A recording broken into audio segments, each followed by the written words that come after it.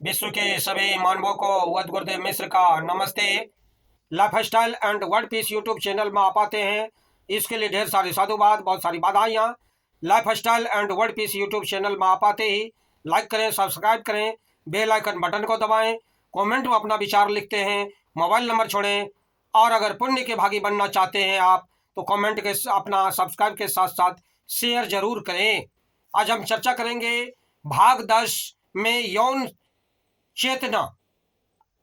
यौन चेतना क्या है, आज भी इस पर हम चर्चा करेंगे। यौन चेतना मानव जीवन में सेक्स आचरण का एक रूप और एक क्रिया है। अर्थात प्रकृति ने प्रत्येक मानव को सेक्स की जो सूझबूझ प्रदान की है, इसके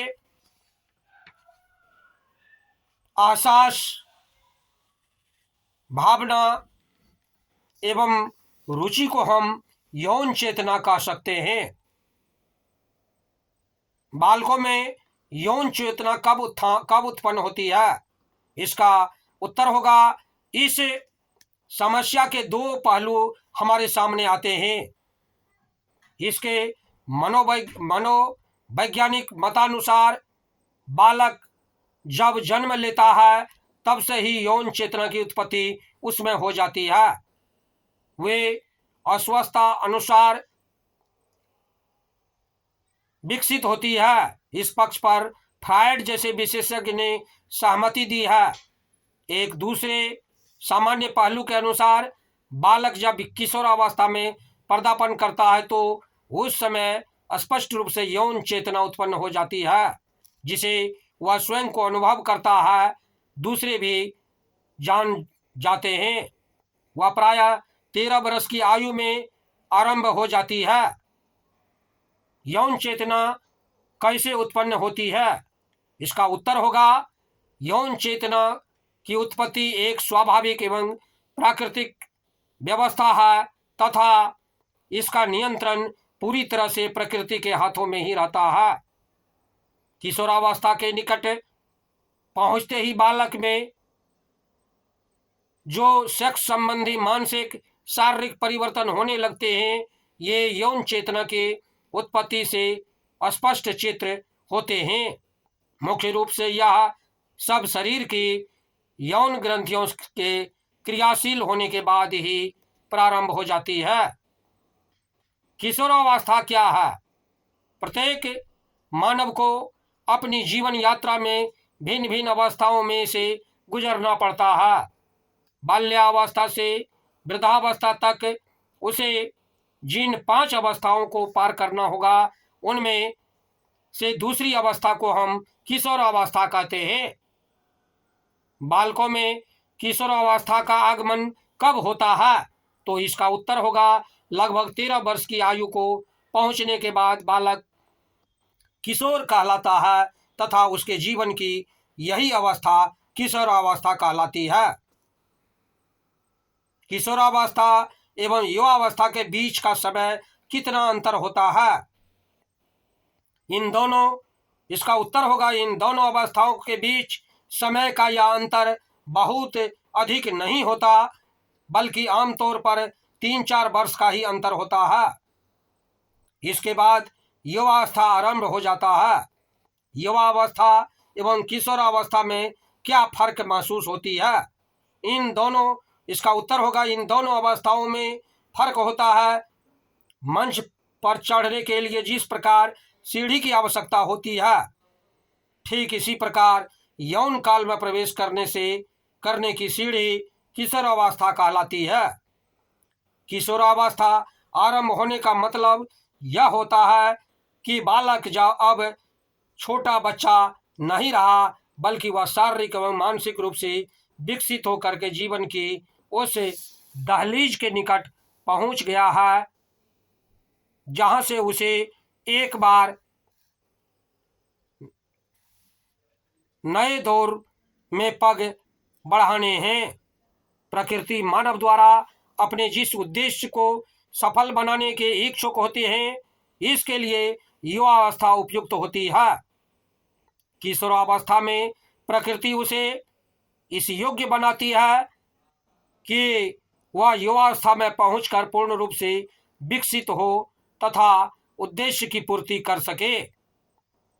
किशोरावस्था में बालक उन सभी उत्तरदायित्वों को निभाने के योग्य बनता है जिनका सामना उसे युवावस्था में करना होता है।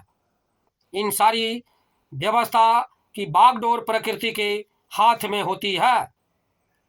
बालक जब किशोरावस्था में प्रविष्ट होता है तो उसे पहले की अपेक्षा भिन्न एवं नया क्या अनुभव होता है?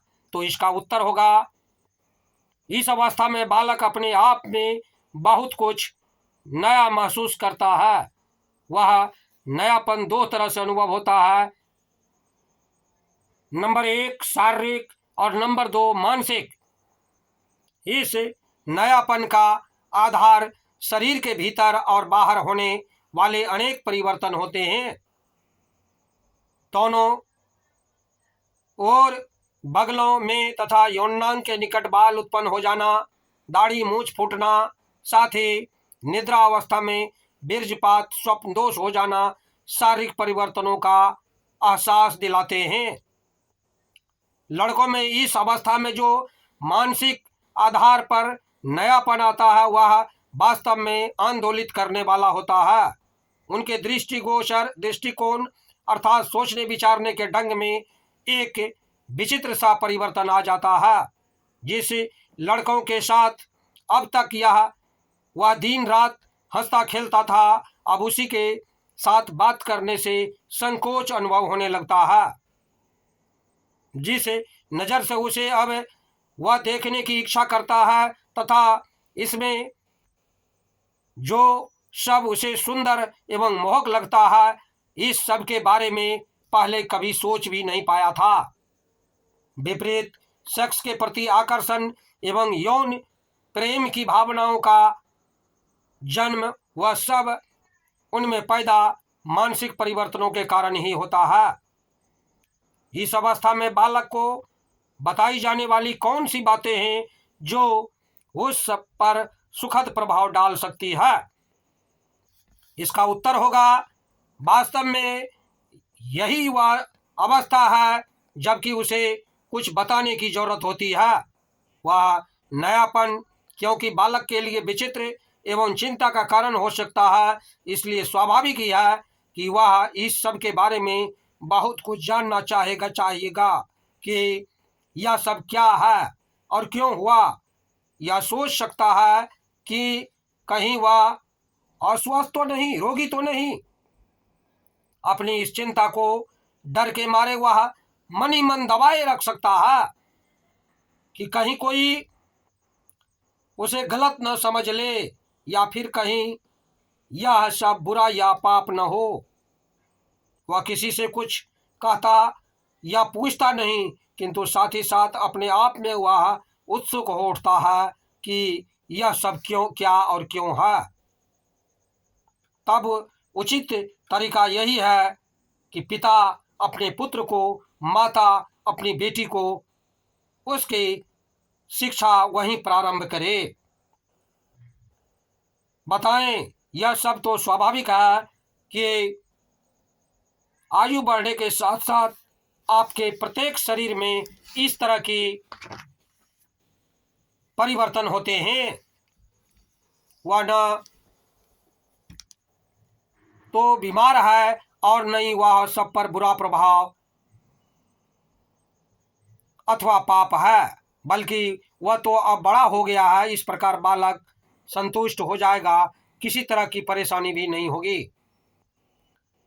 मान लें किशोरावस्था में पहुंचने पर उसमें उत्पन्न हुए परिवर्तनों के बारे में माता पिता का एक और कर्तव्य है कि कम से कम 25 वर्ष तक पुत्र तथा पुत्री ब्रह्मचारिणी रहे। इसका उसे प्रशिक्षण देना होता है।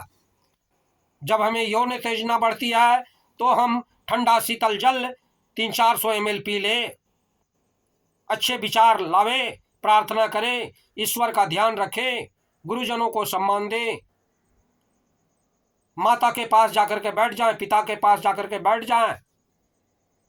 इन परिस्थितियों में कैसा प्रभाव होगा सेक्स संबंधी इन बातों का कोई जानकारी प्राप्त न होगी।